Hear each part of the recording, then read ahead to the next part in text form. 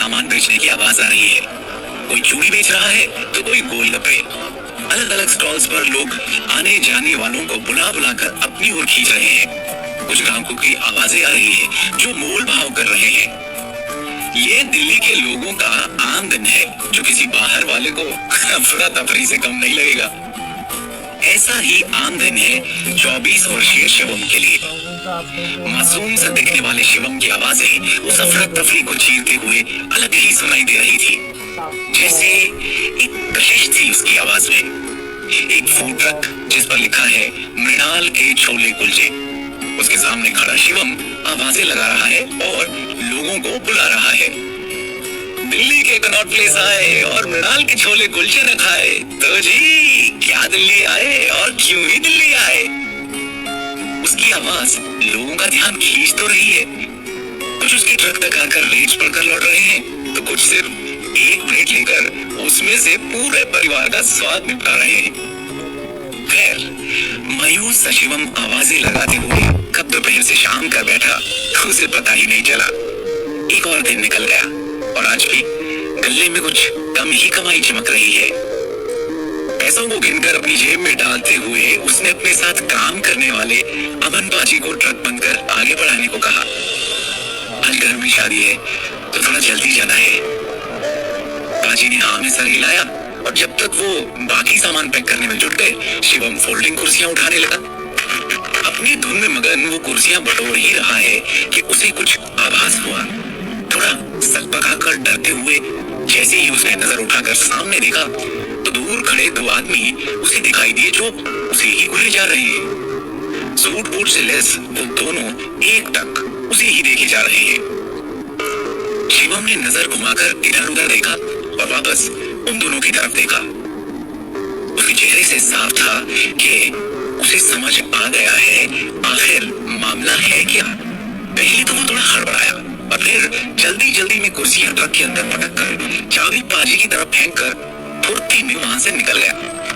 पहले तो तेजी से चलने लगा लेकिन फिर जैसे ही उसने नजर घुमाकर देखा तो उसके होश उड़ गए। वो दोनों उसका पीछा कर रहे हैं। उसकी सांसें बढ़ गई और अब उसकी रफ्तार में और तेजी आने लगी। चलते हुए एक गली में मुड़ा फिर दूसरी और तीसरी।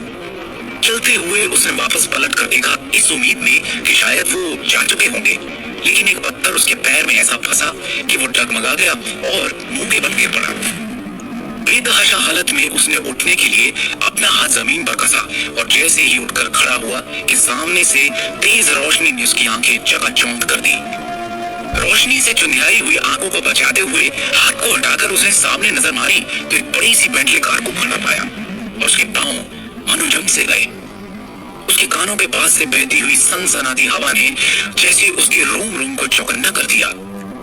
जिन अतीत के पन्नों को फाड़ कर वो कब तक जलाकर राख कर चुका था वो आज फिर उसके सामने खुलकर उड़ रहे हैं। और फिर उस कार का दरवाजा खुला जिसमें से एक आदमी निकलकर उसकी तरफ चलकर आया।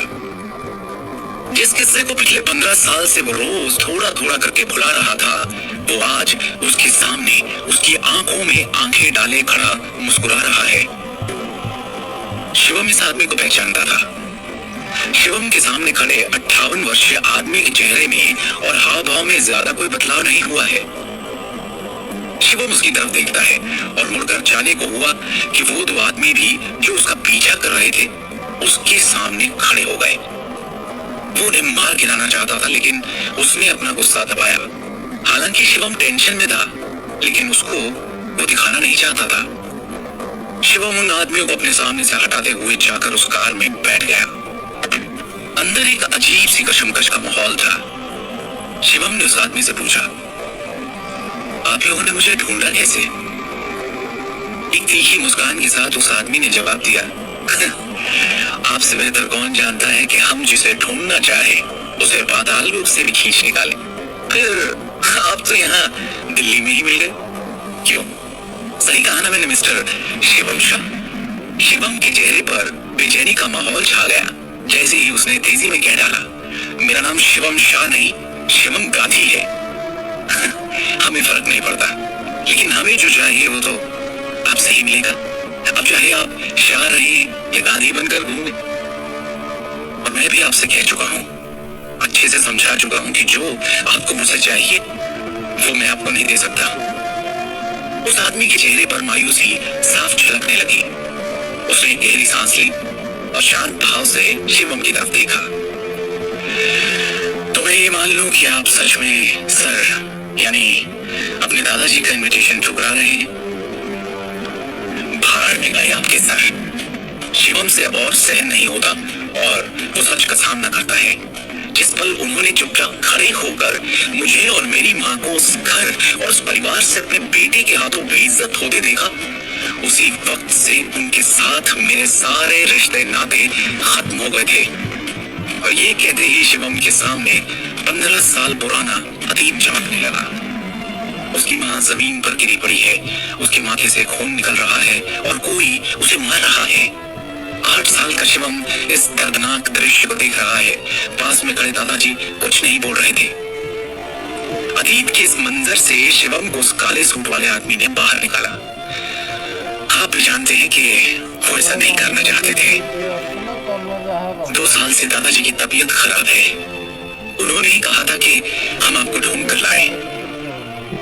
शिवम बहुत ही सीरियस टोन में उस आदमी से कहता है, मुझ पर इन सारी बातों का कोई असर नहीं होने वाला है। मैं उस घर में कदम नहीं रखूंगा क्योंकि उस घर में वो इंसान रहता है जिसने मेरी माँ की बहुत बेइज्जती की थी। और यही दादाजी थे जिन्होंने अपने बेटे को रोकने की कोशिश भी नहीं की। अब उन्हें मुझसे क्या चाहिए? अब प्लीज जाकर उनसे कह दो कि मुझे मेरी जिंदगी अपने शर्तों पर शांति से जीने दें। शिवम, ये आप कैसी बात कर रहे हैं? सोच कर देखिए, आप एक शाह होकर किस परिवार से अपना नाता तोड़ना चाहते हैं? शिवम के गुस्से का बांध टूट जाता है और वो कार की खिड़की के कांच पर गुस्से में मुक्के मारना शुरू कर देता है। वो आदमी समझ नहीं पाता कि शिवम इतनी जिद क्यों दिखा रहा है।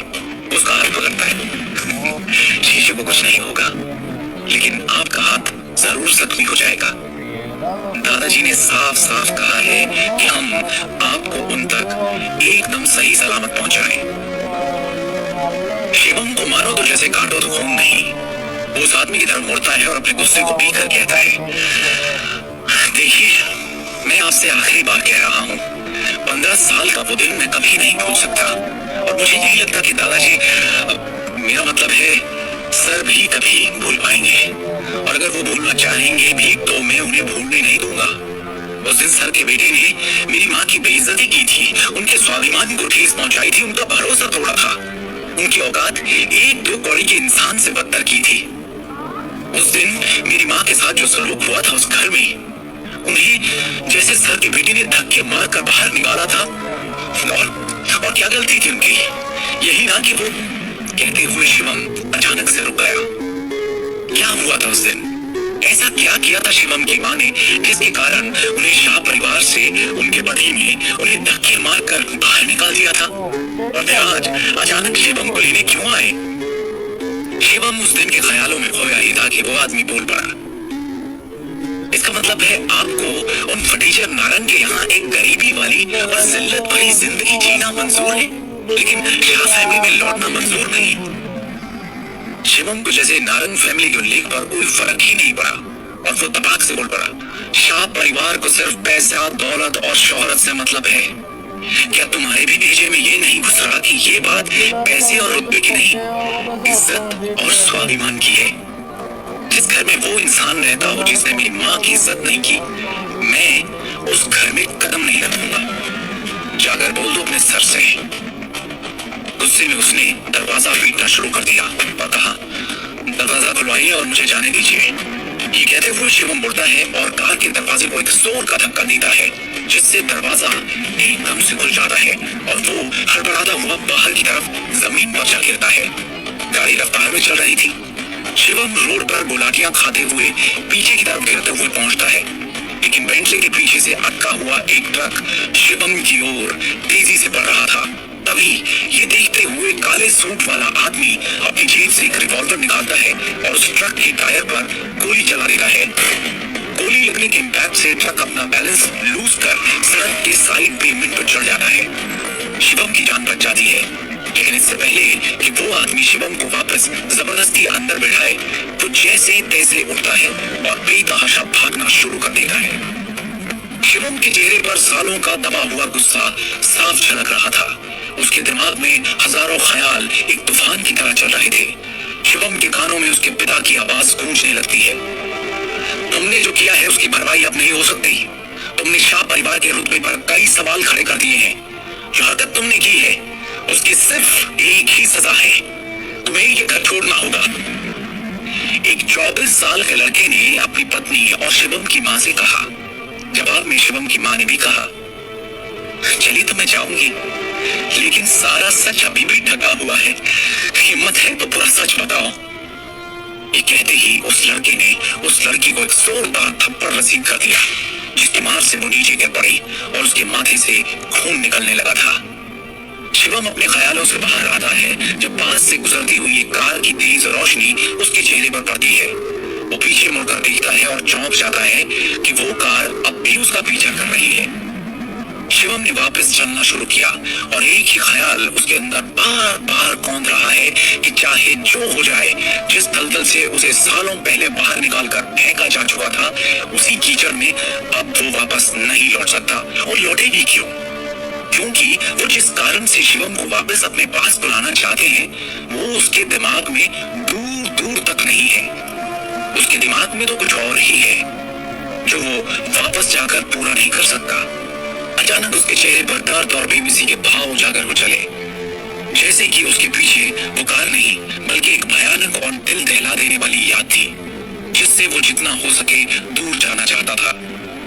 एक कड़वी सी मुस्कुराहट उसके चेहरे को छूकर निकल जाती है और वो घृणा से कहता है, शाह फैमिली।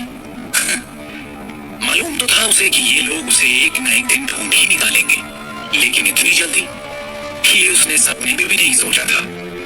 उसी कड़वे सपने से दूर जाते हुए वो इधर उधर देखने लगता है कि कोई टैक्सी या कैब मिले और वो उसमें बैठकर इन लोगों से दूर, बहुत दूर निकल जाए। जाने कितने ही ऑटो टैक्सी रोकने की कोशिश की, लेकिन इस वक्त रोहनी तक का सफर कहाँ मिलता उसे इतनी आसानी से। अपनी हर कोशिश में असफल हो उसने अचानक मुड़कर देखा और ये क्या, वो कार अब भी उसके पीछे है। शिवम अचानक रुक जाता है और गुस्से में उस कार को देखने लगता है। शिवम के सब्र का बांध अब टूटने को था।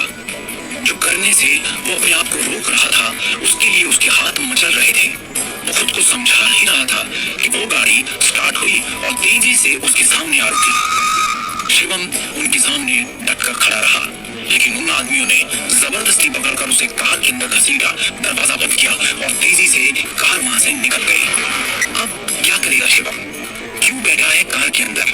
कौन है ये लोग और वो क्यों शिवम को शाह फैमिली में वापस लाना चाहते हैं? क्या शिवम वापस लौटेगा उन अतीत के सायों के बीच? क्या हुआ था 15 साल पहले जो शिवम और उसकी माँ को यूं जलील किया गया था? क्या है शिवम